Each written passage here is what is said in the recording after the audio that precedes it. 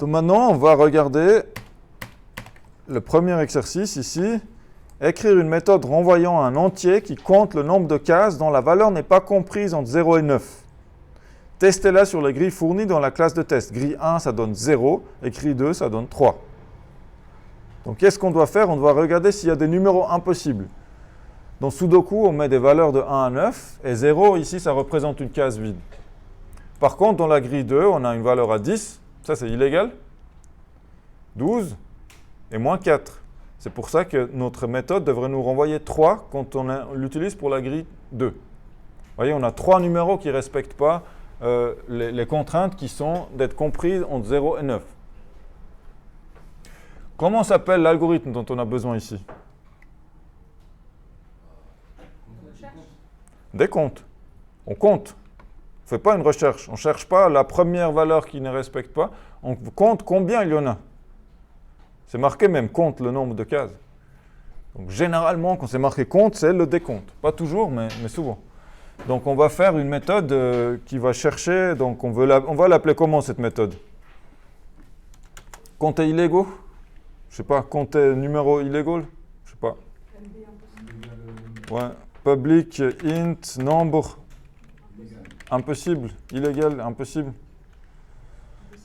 Alors, impossible. Sinon, illégal, ça fait un peu référence à des êtres humains et tout ça, ça devient un peu moche. Donc, on reste sur ça. Nombre impossible, donc c'est un décompte. Décompte int compte égale à 0. Et puis après, on parcourt la liste et la grille. Donc, comment on parcourt nos grilles? Est-ce que ça a une importance dans quel ordre? Pour cette question? Non, on veut juste tout parcourir. Donc, moi, je vais faire quelque chose que j'aime pas trop faire d'habitude. Je fais un copier-coller. Et puis, qu'est-ce qu'on fait?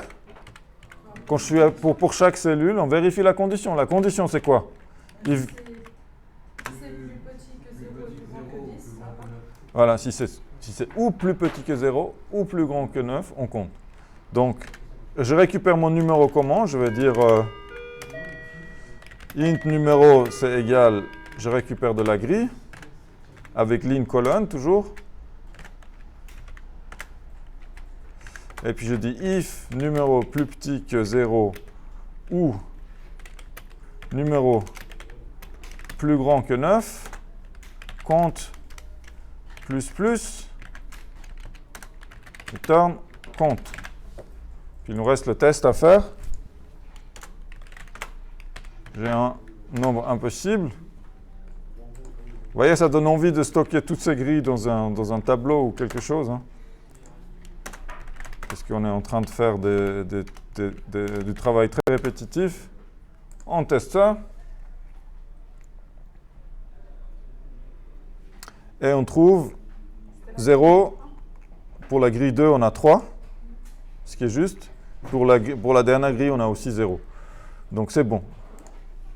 Donc avec nombre impossible ici, on a résolu cette question-là.